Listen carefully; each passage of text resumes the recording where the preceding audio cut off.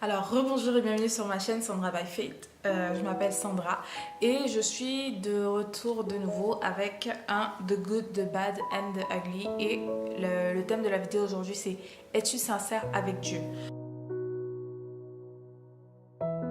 Donc, dans la vidéo d'aujourd'hui, je viens vraiment t'aider à te poser les bonnes questions, à questionner ta relation avec Dieu, si relation il y en a, à questionner ta croyance, ta façon de voir, ta révélation finalement de Dieu. Donc voilà, c'est vraiment c'est une vidéo au travers de laquelle on va se poser une série de questions, où je vais te poser une série de questions et où je t'invite très sincèrement à y répondre de façon sincère, de façon honnête et à vraiment questionner finalement ta foi en Dieu. Parce que ce que je constate, c'est qu'on a beaucoup d'enseignements, on donne beaucoup d'enseignements, on regarde beaucoup de prédications, on va à beaucoup de conférences, on va à beaucoup d'activités de prière, etc., etc. On fait beaucoup de choses en fait reliées à Dieu, mais il y en a beaucoup qui ne savent même pas quelles sont les raisons pour lesquelles ils les font. Il y en a beaucoup qui ne savent même pas quelle est la révélation de Dieu qu'ils ont. Ils ne savent même pas qu'il faut avoir une certaine révélation de Dieu et que de la révélation qu'on a de Dieu finalement dépend la relation qu'on a avec lui et l'intimité qu'on a avec lui et le degré d'exaucement finalement. Le degré de réponse à nos prières finalement, parce qu'il y a beaucoup de personnes qui se retrouvent en train de faire beaucoup de choses pour le Seigneur, qui servent à l'église, qui vont dans des évangélisations à l'extérieur, qui vont à toutes les conférences possibles, qui regardent tous les enseignements et tous les prêches, etc. Mais qui quand ils prient, ils n'ont pas de réponse, ils n'ont pas de résultat finalement favorable à leur prière. Et moi aujourd'hui vraiment je viens t'encourager, si tu fais partie de ces personnes-là, à te poser les bonnes questions, à te demander: mais est-ce que je sais vraiment qui est ce Dieu que je prie? Quelle révélation est-ce que j'ai de ce Dieu que je prie? Je le vois comme un père fouettard, je le vois comme un garçon de course, je le vois comme quelqu'un qui est juste là pour répondre à mes besoins, je le vois comme quelqu'un qui est juste là pour répondre à mes prières, je le vois comme quelqu'un qui est juste là comme un pourvoyeur, qui doit juste m'apporter des choses et moi, tout ce que j'ai à faire, c'est faire des trucs, de juste poser des actes. Je le vois comme qui est Dieu pour moi? Quelle est la révélation que j'ai de Dieu? Qui est Jésus pour moi? Quelle est la révélation que j'ai de Jésus? Donc je viens vraiment t'encourager, mon frère, ma soeur, à te poser ces questions-là et à vraiment y répondre de façon sincère. Si tu n'y arrives pas, demande au Saint-Esprit, demande à Dieu de sonder ton cœur de façon sincère. Et ça, c'est vraiment un mot qui disparaît aujourd'hui de plus en plus. La sincérité, on n'en parle pas. On n'en parle plus beaucoup. La sincérité, c'est vraiment se mettre dans une disposition dans laquelle je suis prêt à recevoir une réponse, quelle qu'elle soit, positive ou négative. Je ne m'attends pas à ce qu'on me réponde quand je pose une question. Je ne m'attends pas à ce qu'on me dise ce que j'ai envie d'entendre, mais je m'attends à ce qu'on me dise la vérité. Et si tu es vraiment sincère dans cette démarche-là, de te poser la question: quelle est véritablement la révélation que j'ai de Dieu? Qu'est-ce que j'attends de lui? Qu'est-ce que je fais pour lui? Alors crois-moi, mon frère, ma soeur, qu'il va te révéler la profondeur de ton cœur. Il va te révéler l'état de ton cœur et à partir de là tu seras capable de prendre des décisions qu'il faut pour pouvoir marcher en vérité avec lui. Donc comme je te disais tout à l'heure, pour toi, qui est le Seigneur? Il y a beaucoup, quand ils prient Dieu, ils l'appellent: ô Éternel des armées, ô Alpha et Oméga, ô Créateur du ciel et de la terre, ô mon vengeur, ô toutes sortes de noms, tout type de noms, mais jamais ils l'appellent Papa, par exemple. Donc si Dieu pour toi c'est juste un combattant, c'est juste un chef d'armée, c'est juste un général, la relation que tu auras avec lui, ça sera une relation de subordination. Donc ça veut dire que lui, il sera juste comme ton chef, vu que tu le considères comme ton chef, parce que de toute façon la parole de Dieu nous dit qu'il t'en soit fait selon ta foi. Donc si pour toi ta foi c'est que Dieu est juste Éternel des armées, qui n'est là que pour intervenir dans ta vie quand il faut combattre, et bien c'est la relation que tu auras avec lui. Donc ce qui fait que dans certains domaines de ta vie, il n'agira pas comme il doit agir comme un père, parce que tu ne le considères que comme Éternel des armées. Tu vois, ton patron, tu ne le vois qu'au travail.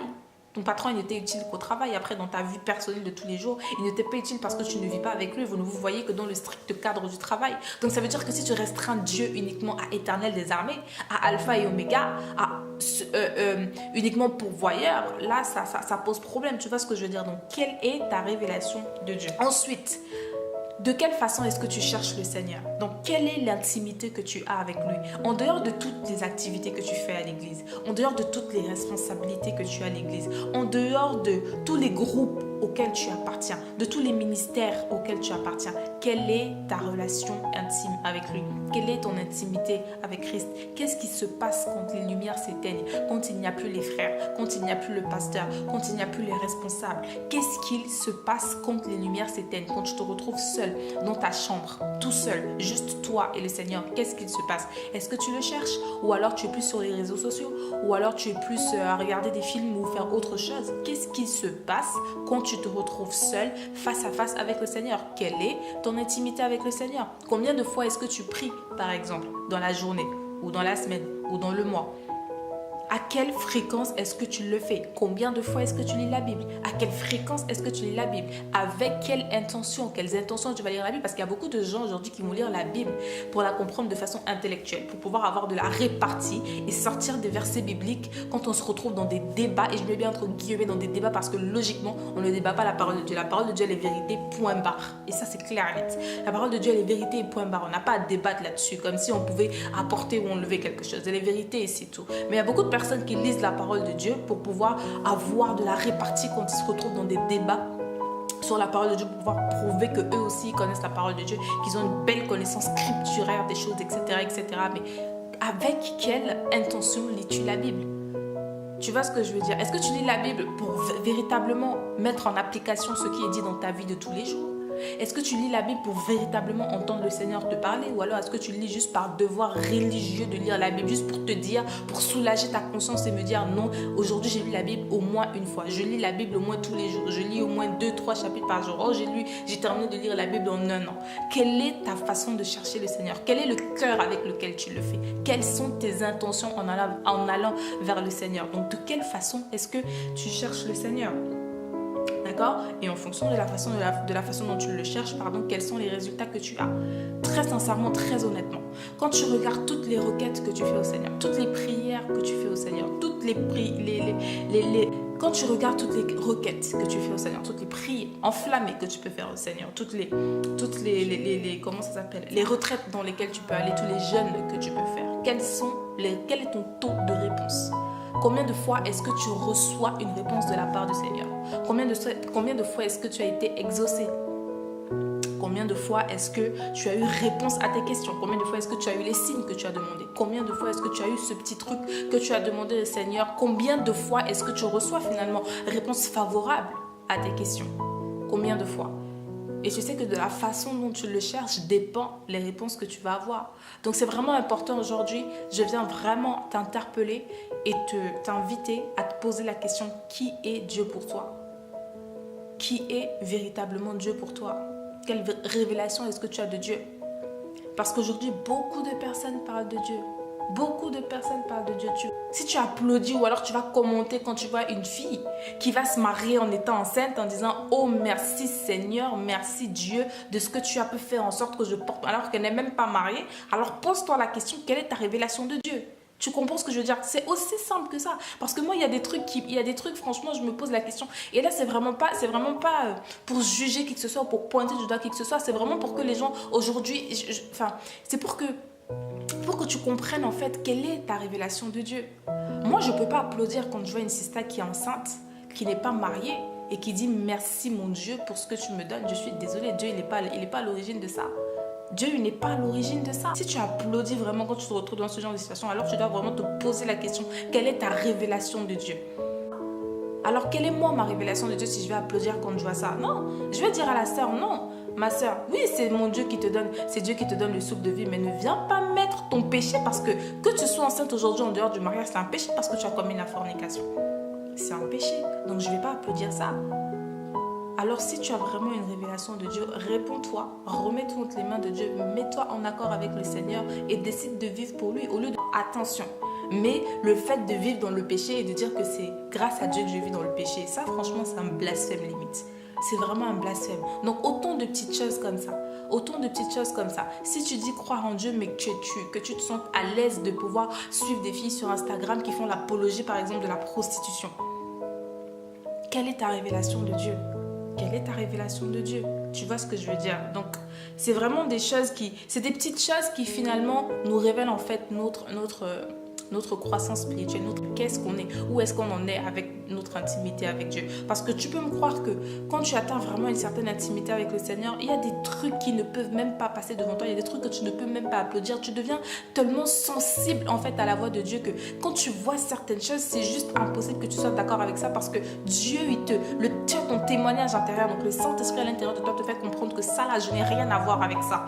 Tu vois ce que je veux dire? Donc pose-toi les bonnes questions, sois véritablement sincère avec toi et prends la décision aujourd'hui de complètement te repentir et de te convertir. Donc détourne-toi de ce mensonge dans lequel tu peux vivre aujourd'hui. Détourne-toi de cet à peu près dans lequel tu peux vivre aujourd'hui, de cette fausse connaissance que tu peux avoir de Dieu aujourd'hui. Détourne-toi de cela et remets complètement, totalement ta vie entre les mains du Seigneur. Parce que mon frère, ma soeur, sache que ce n'est pas une blague. La vie dans laquelle on vit aujourd'hui, là, ce n'est pas une blague. Nous sommes en train de nous préparer pour l'éternité. Nous sommes en train de nous préparer pour notre futur, soit à côté de Dieu, soit dans les temps de feu qui est l'enfer, parce que c'est bien réel. Ce n'est pas une blague. Parler de Dieu aujourd'hui, c'est devenu trop une blague. Les gens rigolent trop aujourd'hui avec le nom de Dieu. Pourtant, ce n'est pas une blague. Dieu, ce n'est pas notre copain. Dieu, ce n'est pas notre pote. Dieu, c'est notre Père. Dieu, c'est notre Créateur. On doit lui révérer. On doit le craindre de tout notre cœur. Donc je viens vraiment t'appeler aujourd'hui, t'exhorter aujourd'hui, t'encourager véritablement à sortir du mensonge dans lequel tu peux te retrouver aujourd'hui quant à ta révélation de Dieu et de véritablement le chercher de tout ton cœur et de te mettre en ordre si jamais tu es encore à tatillon, si jamais tu tâtonnes encore dans ta relation avec le Seigneur, de vraiment te mettre en ordre avec lui et de déposer finalement tout entre ses mains, de lui faire confiance et de vivre selon sa parole. Et crois-moi qu'il n'y a pas meilleur choix que de prendre la décision de vivre pour Christ.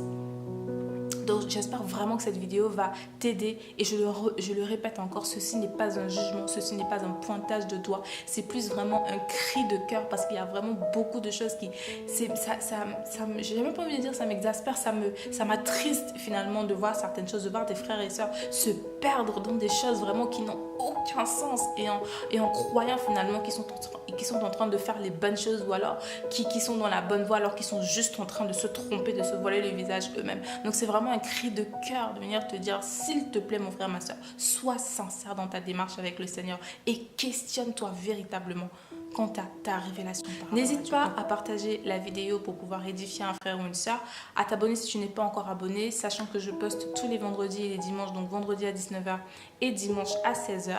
Et voilà, donc d'ici à la prochaine vidéo, porte-toi bien, que mon Dieu te bénisse et don't forget, God has equipped you to make a difference in someone's life today. God bless you and I will see you the next time. Bye.